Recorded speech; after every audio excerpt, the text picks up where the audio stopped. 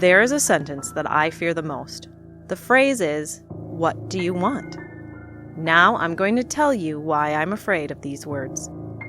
3 years ago, I met this man, Steve, by chance. I met him through a friend.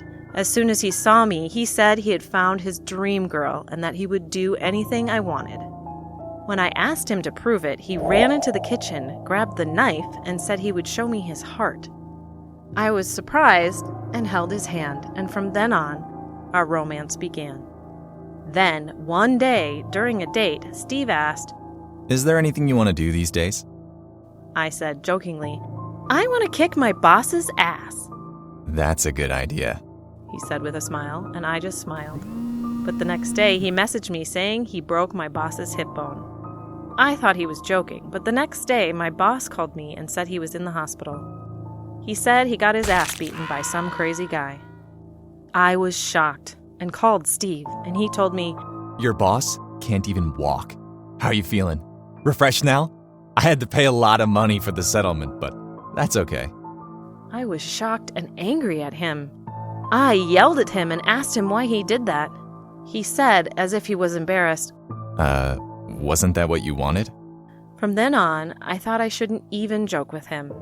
Then, sometime later, while shopping with him, I looked at a luxury bag and blurted out something without realizing it. "Wow, if I had that bag, I would be happy even if I ate poop." But after saying that, I felt a strange gaze on me, so I looked to the side. Steve was looking at me with big eyes. With a trembling voice, I asked why. Then he looked at the bag and said, "I'll be right back." And then he quickly ran outside. I called him, but he didn't stop, and I didn't know where he was going. A day or two passed, and no news was heard from him. I was overwhelmed with anxiety. A few more days passed, and Steve came to see me. He smiled brightly and walked toward me like a fashion show, holding the bag. "Now who's the happiest in the world?" "How did you buy it? It's hard to buy that even if you save up your salary for like 3 months," I asked in surprise. "My fists were having a hard time. I think I robbed like 12 people. Now, is there anything else you want?" I was shocked and speechless. "Oh, is it that touching?" He was still grinning, unable to understand the situation. I felt like he wasn't normal and I couldn't handle him anymore, so I told him I was breaking up with him. Then his expression changed as if he had been hit in the back of his head, and he asked, "That was a joke, right?" I said with a serious expression that it wasn't a joke, but he smiled and said, "That's funny." I said firmly that I wanted to end the relationship. Then, with his eyes twitching, he said, "If that's what you want, we should break up. But we can still be friends even after we break up, right?" "No, let's never see each other again." "That's impossible for me." "If it's too hard, just think that I don't exist in this world anymore. Close your eyes and imagine that I have left this world." He sobbed and ran out, so I thought I was done with him.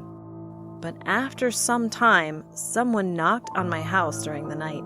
When I looked out the window, it was Steve, and I screamed in anger. "I definitely told you to forget about me." No matter how hard I try to erase you from my mind, I can't. So I guess I'll just have to get rid of you. He had a big pit bull with him, and I was shocked and called the police. He was arrested by the police, who soon arrived. I told the police that he planned to make my face unrecognizable by having the pit bull bite my face. The idea was that if he did that, he would be able to forget my face. He ended up going to jail, and I moved out. However, sometime later, after he was released from prison, he sent me a text message, and the contents of the text message were as follows. "I haven't forgotten you yet. Soon, I'll destroy you completely.